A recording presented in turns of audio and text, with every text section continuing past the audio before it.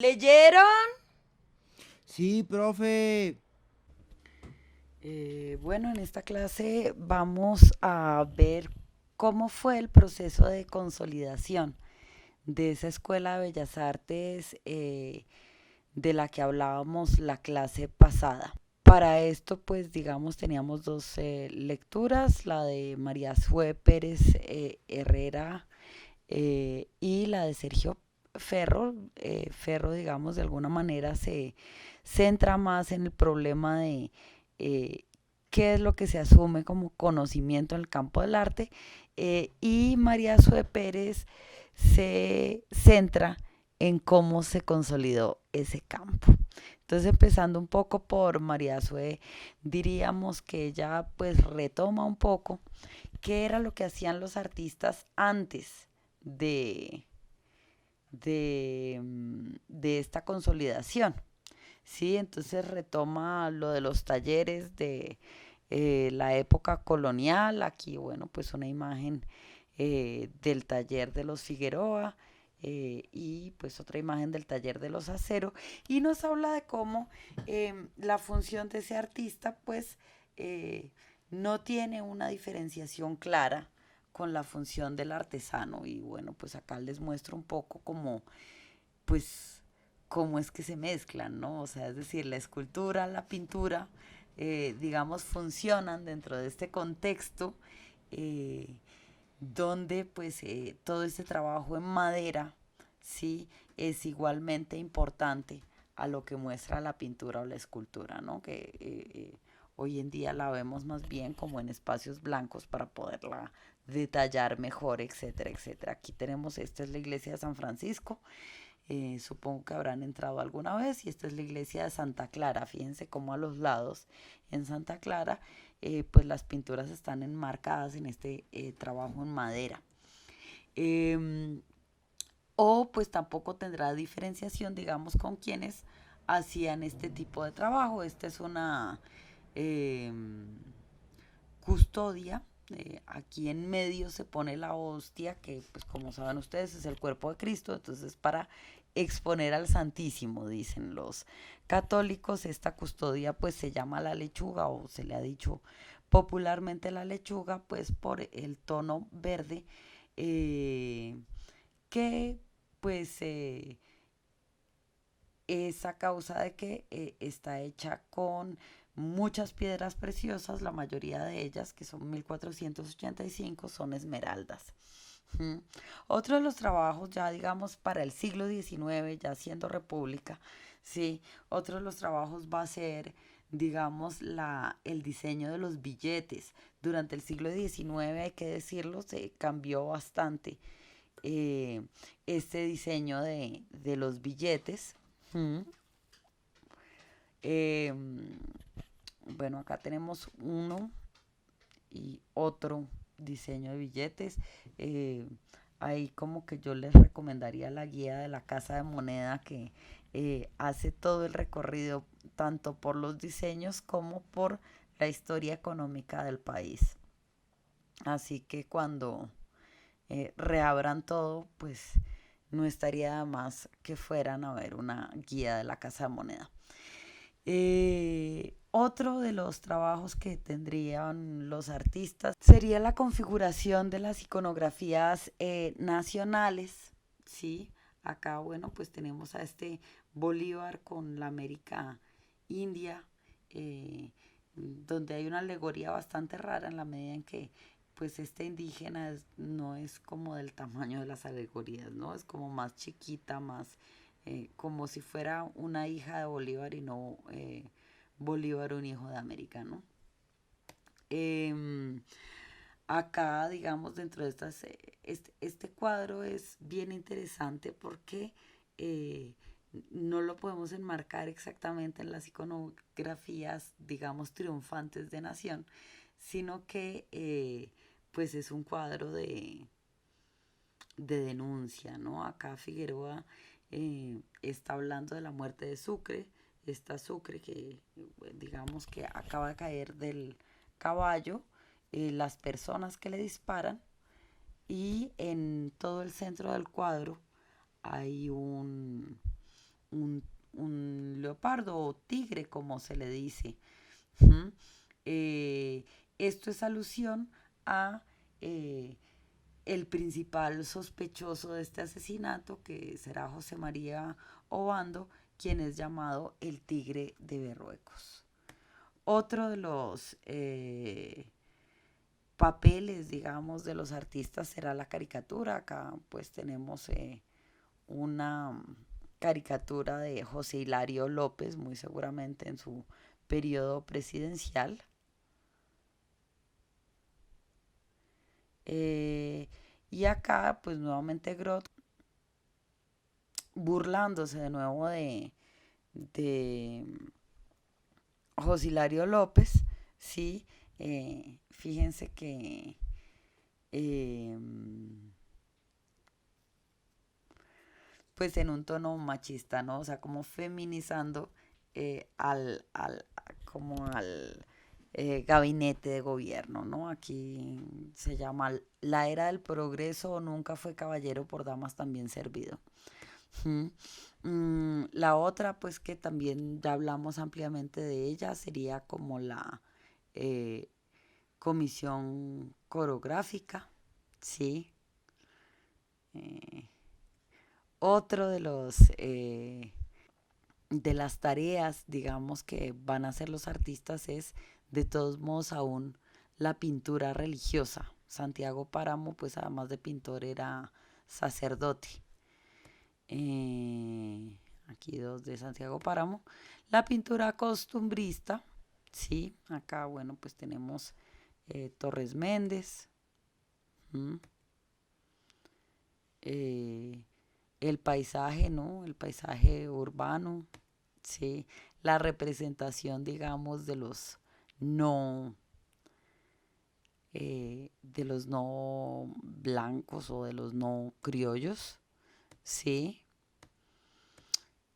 la representación de esto pues igual todo en el marco todavía de la comisión coreográfica, eh, la representación de los habitantes notables, eh, y la representación también, digamos, de los pictogramas y de los petroglifos que se encuentran en diferentes zonas del país. ¿Mm? Y finalmente, la representación de los prohombres. Bueno, acá ya digamos entraríamos al momento del que ya hemos hablado, que es el de la fundación de la escuela. Aquí pues dándole un poco un marco político que va a ser la regeneración. Entonces, ¿qué es esto de la regeneración? La regeneración eh, es, digamos, el proceso de pacificación del siglo XIX después de un siglo entero de guerras entre liberales y conservadores. Finalmente, eh, Núñez, que es liberal, ¿sí? Hace un pacto con los conservadores y de ahí sale la Constitución de 1886, que tiene un carácter bastante conservador y una visión, digamos, civilizatoria, eh, pero civilizatoria colonial. Por ejemplo, pues ya les contaba yo que esa constitución tenía un artículo donde se hablaba de reducir a los salvajes a la civilización por medio de la religión. O sea, es decir, no hay un cambio de ni siquiera de paradigma de civilización, ¿no? Y bueno, pues eh, digamos que acorde con esa visión política, eh, pues Urdaneta eh, funda la escuela también como proyecto civilizatorio. ¿Mm? ¿Cuál es el pensamiento de la época? Este es no sé si el abuelo, no, el tatarabuelo de Paloma Valencia, que era un, además de político, un reconocido poeta. Esta es la visión que tiene. Los pueblos civilizados que asignan en la actualidad ingentes sumas para aquello que dan muestra de habilidades para el arte, logran de esta suerte el mejoramiento de tales individuos y con el ilustre para la patria. Y bueno, pues todavía unas visiones como muy patrióticas. Fíjense en el 22 esta eh, representación del ejército eh, libertario en el páramo de Pisba, o esta batalla de Boyacá de Andrés de Santa María. ¿Mm? Bueno, para 1910 se va a celebrar el centenario de la independencia, y este pues centenario de la independencia pues va a tener como un lugar importante también en esa visión relacionada con asumirse modernos, ¿no? Entonces, bueno, lo primero que se hace es fundar el Parque de la Independencia. Ese Parque de la Independencia no eran estos jardines que conocemos hoy, sino que entre los jardines además había, digamos, ciertas construcciones y una buena cantidad de esculturas. Acá pues tenemos este Bolívar ecuestre de Fermiet, mmm, que hoy en día ya no está allá. Básicamente la mayor parte de las esculturas que se mandaron a hacer para ese periodo fueron trasladadas a otros lugares de Bogotá, y asimismo se construyeron diferentes pabellones. Estaba el pabellón de la industria, el pabellón eh, eh, de las máquinas. Bueno, todo tenía que ver un poco con esa modernidad. Eh, Acá pues este era el pabellón de Bellas Artes. Si quieren como ubicarse un poco en la actualidad, detrás del pabellón está el kiosco de la luz, que es lo único que aún está en pie de ese momento del Parque de la Independencia. Mm, bueno, acá esta es la única escultura de las esculturas que en ese momento se emplazaron, que representa una figura femenina, la de la Pola que está ahí enfrente de los Andes, y que además de todo es hecha por un artista colombiano, cuando la mayor parte de las esculturas en esa época eran hechas por italianos. Aquí tenemos una imagen interna de ese pabellón de Bellas Artes que veíamos diapositivas atrás. ¿Sí? Todavía la visión, digamos, de hacer la iconografía patria está muy, eh, sí, está como muy despierta en el arte, ¿no? Acá tenemos este Bolívar de Acevedo Bernal, este que ya se los había mostrado de Bolívar y Santander saliendo del Congreso. Este otro donde se muestra este Antonio Nariño, ¿sí? Y bueno, unos prohombres contemporáneos, ¿no? Aquí Núñez nuevamente, este ya lo hemos visto. San Clemente, que es el presidente ya para finales de la década del 90 mmm, del siglo XIX. eh, Policarpa Salabarrieta y Tomás Cipriano de Mosquera, ¿no? Y bueno, unas representaciones también de el 20 de julio. ¿Mm? Aquí es como la salida de los virreyes, eh, y aquí la firma del acta de independencia. Bueno, ¿cómo es esto de la consolidación de la escuela? Aquí tenemos esta imagen de la escuela en 1919. eh, por supuesto, empieza a funcionar dentro de la Universidad Nacional hasta los años 30, ¿no? Que, mejor dicho, la Universidad Nacional se funda en el siglo XIX, pero la sede actual es de los años 30.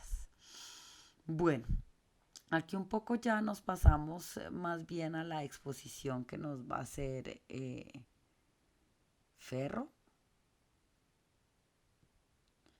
¿sí? Eh, para quienes es importante también pensarse como cuestiones de ese proceso de modernización. Entonces aquí tenemos, bueno, estos dos mapas de Bogotá que nos muestran como el paso de alguna manera eh, de la provincia a la gran ciudad, ¿sí? La aparición del tranvía ya que ya no está jalado por mulas, la apertura de diferentes cafés en Bogotá y bueno, la aparición de algunos grupos intelectuales, estos eran los leopardos, mmm, que era un grupo intelectual, digamos, de una ideología de derecha. Sí, aquí está Augusto Ramírez Moreno, Eliseo Arango, José Camacho Carreño, Silvio Villegas. Eh, esta cita nos muestra un poco cuál era la visión de estos leopardos. Entonces dice, lo que nos animó en el grupo fue el prejuicio de que las ideas conservadoras eran atrasadas, mandadas a recoger. Queríamos entonces darle una fisonomía intelectual al Partido Conservador, presentándolo como amigo del progreso, de la cultura y de la civilización. ¿Mm? Bueno, entonces ya digamos pensarse en cuál es el ejercicio, eh, digamos que va a consolidar a estos artistas como artistas, ¿no? Entonces, de un lado, bueno, aquí tenemos la biografía de Gregorio Vázquez de Arce y Ceballo, escrita por Roberto Pisano. Entonces, ese, por un lado, demostrar que el arte tiene historia, eh, sí, y que el arte nacional la tiene también. ¿Mm?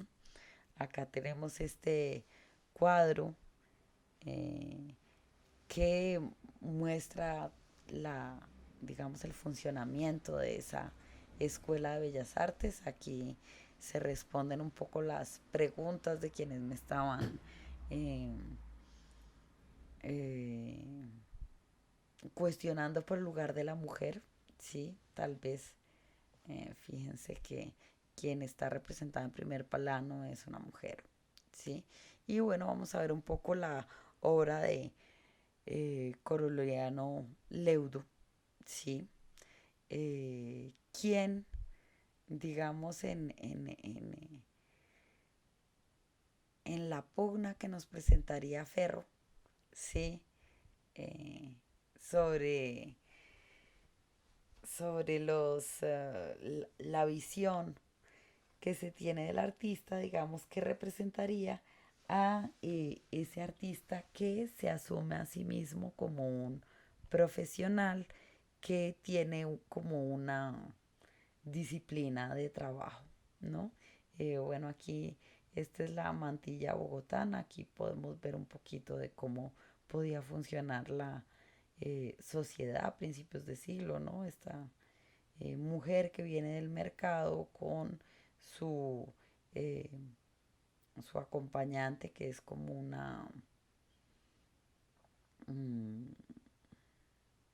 como una campesina, ¿no? O sea, como su empleada y detrás hay como un guardia. ¿Mm? Eh, Hay, digamos, una particularidad en la obra de Leudo y es como su intención de mostrar cierta erudición. Entonces aquí Leudo, eh, en el título, ¿no? Esta es La Gorgona y los héroes, ¿no? Está demostrando eh, su conocimiento, digamos, de la mitología, ¿sí? Acá eh, digamos, con esta araña rubia, pues nos está queriendo describir lo que piensa él de la retratada, ¿no? Eh, Aquí, digamos, tiene como em, esa, como una vinculación con la policía, con la poesía, ¿no? O sea, esto es, y también, digamos, con, sí, con las musas, ¿no? Esta es la inspiración, ¿sí? Acá, digamos, un título que nos remitiría a un ejercicio más moderno, ¿no? Negro, rojo y verde. Eh, Nuevamente, digamos, tenemos aquí una vinculación con la poesía al tomar, digamos, la temática del poema de Silva. ¿Mm? En el caso de Francisco Antonio Cano, lo que podemos ver es como una intención, digamos, de cómo demostrar estados de ánimo, ¿sí? En este caso. En este otro caso, un poco, digamos, de la vida cotidiana, ¿no?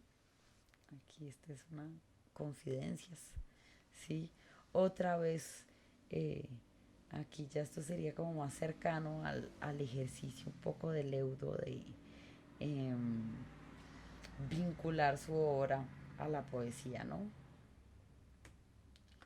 Eh, y bueno, pues ahí nos van a hablar un poco de cierto, pues tres figuras, digamos, que van a ser importantes para el cambio generacional. ¿Mm? Bueno, ¿cuál era la condición de los artistas? Entonces, se nos habla, digamos, de cómo la escuela en esos años 20, entonces, después, digamos, de haber sido la escuela de las artes liberales y de las bellas artes, etcétera, finalmente ahora sí vuelve y abre clases de ornamentación, ¿sí? Eh, y también como clases para las señoritas. ¿M? Acá tenemos una tesis, ¿sí? Un proyecto de palco precisamente de esa eh, rama de la ornamentación. Bueno, acá otro personaje importante va a ser Marco Tobón Mejía, tanto en la escultura como él hacía como relieves. Eh, Estas pues que supongo que las han visto, están en el Museo Nacional. Y fíjense que nuevamente los, los títulos eh, intentan vincularse a la poesía, ¿no? Esta se llama la poesía o monumento a Silva, ¿no? Eh, Esta entonces se llama el silencio. ¿Mm? Aquí están los relieves de Tobón Mejía. Esta es una placa funeraria para el mausoleo de Jorge Isaac, el que escribió la María. Eh, Thais, nuevamente vinculación con la mitología, con el conocimiento de la mitología. Eh, Salomé, ¿no? Conocimiento también de mitología. Eh, y bueno, ya un artista que podríamos decir que tiene un comportamiento bastante más moderno, de tipo romántico, sería Fídolo Alfonso González Camargo. Eh, Él, digamos, por un lado tiene como escenas íntimas y por otro lado tiene como vistas del paisaje de la ciudad. Entonces aquí tenemos eh, la calle 13 con carrera cuarta, sí, la tía Luisa leyendo, ¿no? Es como que retrata de alguna manera su propia intimidad, ¿no? Esta es la camisa del estudiante, ¿no? Que está mostrando, ¿no? Pues como, eh, sí, se le cose la camisa al estudiante. ¿Mm? Aquí nuevamente tenemos acá, ¿no? Este es como un ejercicio de clase.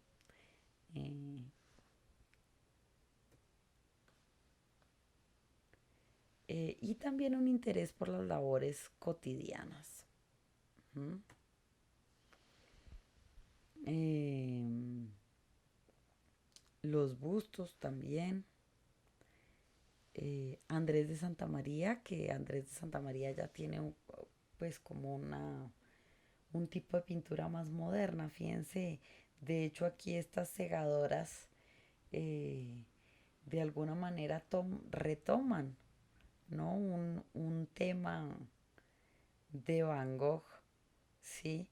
Y lo terminan de alguna manera poniendo en el altiplano cundiboyacense, ¿no? O sea, estas no son las segadoras, monas, etcétera, de Van Gogh, sino tienen el sombrero como la vestimenta más bien de la sabana eh, y la indumentaria, y bueno, pues también racialmente son morenas. Acá tenemos las lavanderas, ¿no?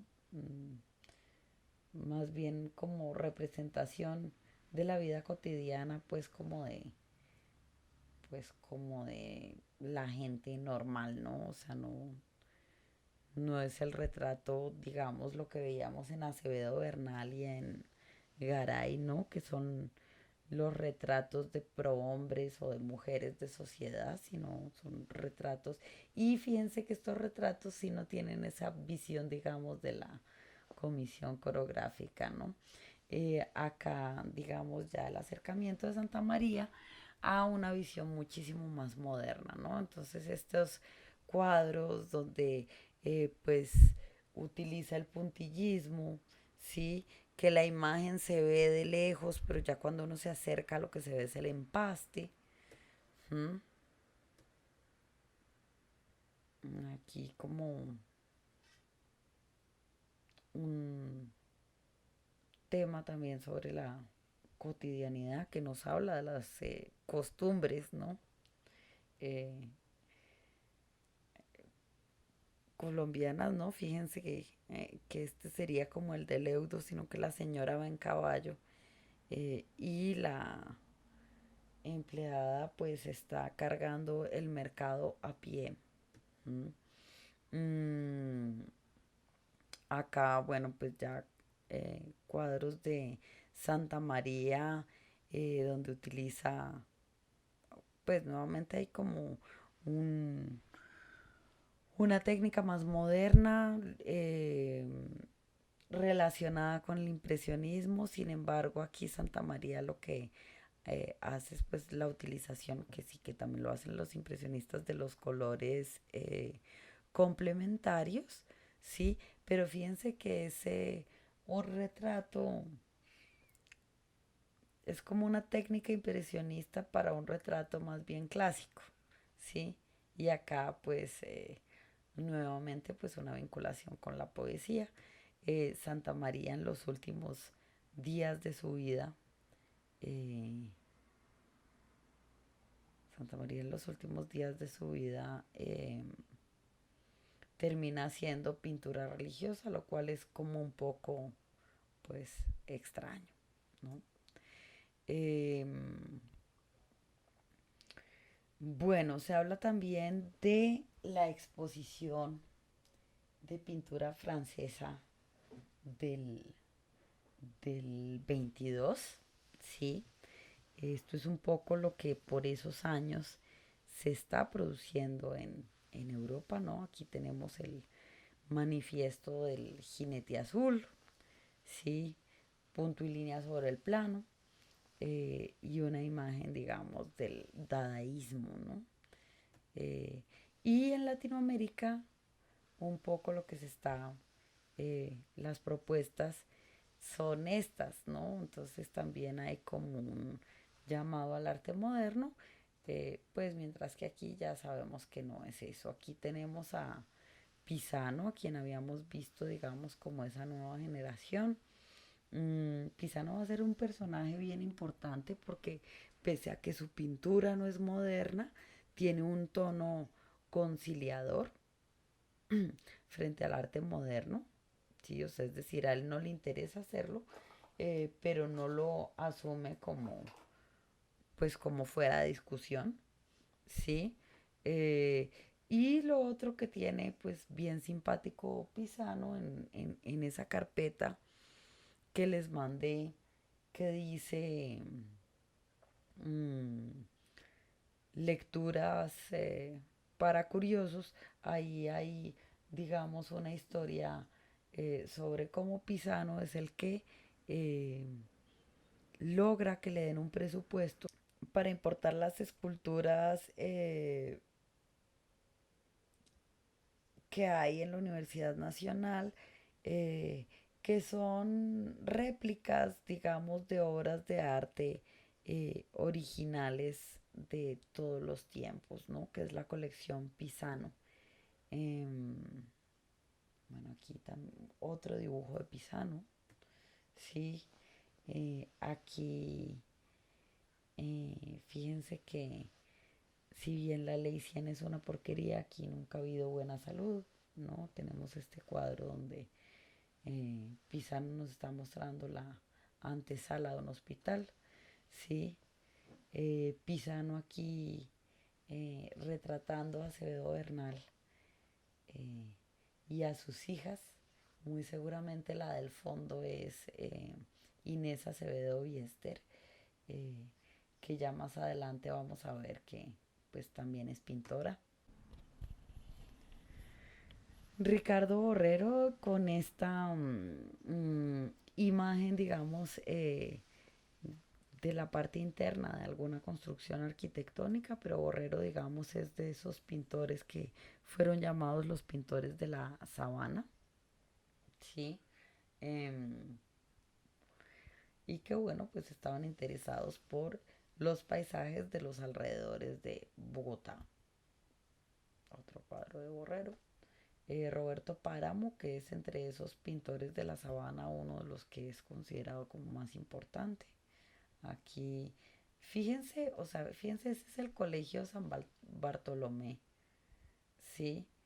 Es decir, fíjense como desde dónde lo pintó, ¿no? O sea, es decir, para 1890 mmm, pareciera pues como que no hay tantas cuadras por ahí eh, alrededor de la Plaza Bolívar.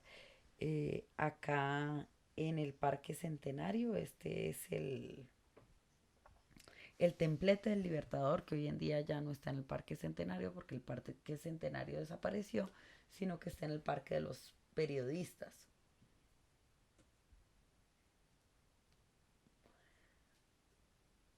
Bueno, otro paisaje, el Camino a Fucha, el Hospital San Juan de Dios. Eh, la escalera de la iglesia de Egipto, fíjense que ha cambiado bastante también. Mm. El mirador de la Quinta de Bolívar. Ricardo Moros Urbina, que tiene, bueno, pues de un lado, digamos, esto que, eh, sí, retratos de personas, eh, un poco tal vez recuerdan la comisión coreográfica, sí, retratos, paisajes de la ciudad. Acá tenemos la fábrica de Bavaria. Mm. Mm, cuadros sobre las pugnas de independencia. Bueno, ¿de qué viven los artistas? Eh, acá tenemos a Coroliano Leudo, que vivía de la ilustración también. Entonces, buena parte de las primeras carátulas de cromos son hechas por Leudo. También hizo ilustración de cuentos. Eh, Ricardo Rendón, ¿no? Que era con quien tenía la pugna Leudo, ¿no? Porque Ricardo Rendón más bien es el artista que se autoasume y está orgulloso eh, de ser bohemio. Entonces, pues la mayor parte, digamos, de la producción de Rendón va a ser caricatura, pero bueno, pues también hizo este tipo de, pues las publicidades y los diseños, digamos, de, de piel roja, ¿sí? Acá eh, de alguna bebida, ¿sí? Mm, aquí pues esta caricatura a mí me impresionó mucho porque yo pensaba que este corte de franela, que es como eh, fue muy utilizado en la violencia liberales conservadores en los años 40 eh, y 50, que consistía en hacer un corte en todo alrededor del cuello, ¿sí? Decirle la franela alude a la camiseta que se ponen debajo de la camisa los señores. Entonces me impresionó mucho ver que esta caricatura era de 1916, ¿sí? Está también esta otra caricatura que es bastante famosa sobre la masacre de las bananeras, eh, ya que el presidente Abadía Méndez pues era eh, adepto, digamos, a la cacería. Entonces sale eh, Abadía Méndez mostrando los patos y el general Cortés Vargas mostrando los muertos de la masacre.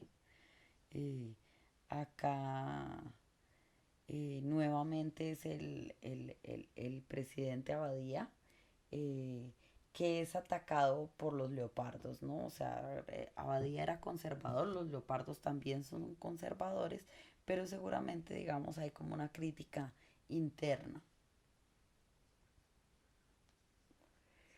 Un retrato de María Cano,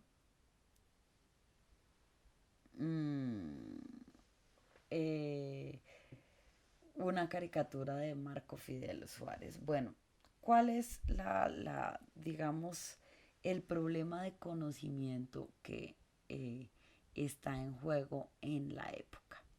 Entonces, teníamos que, bueno, estos artistas todavía creen en la academia, ¿sí? Eh, y bueno, pues tienen pues las clases con el padre Menéndez Pelayo, ¿sí?